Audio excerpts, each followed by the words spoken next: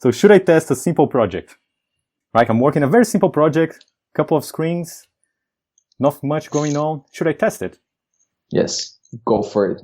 Big time. Because that's the best time to test stuff, especially if you're in this junior level, getting your feet wet with test-driven development, automated testing. That's definitely the best time to do it. So because you don't have complexity, most probably, like you have a couple screens, you just need to do the basics, and that's how you learn.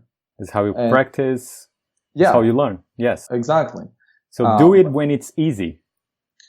Absolutely. So you get better at it, and you can get higher, bigger challenges. Exactly. Because one thing is for sure, you will not be able to do it when things are hard, So do it when it's easy, repeat a lot, then you can continue and do it in more complex situations. So if you need to learn how to ride a bike, it's better to learn with someone helping you and guiding you, and things are easy, low risk. You don't want to learn when there's a cheetah running after you, and that's your only way to survive. Yeah, probably not. No cheetah. Just do it when it's easy. Do it so when it's easy. The problems get harder, you can follow, you can apply it. Exactly.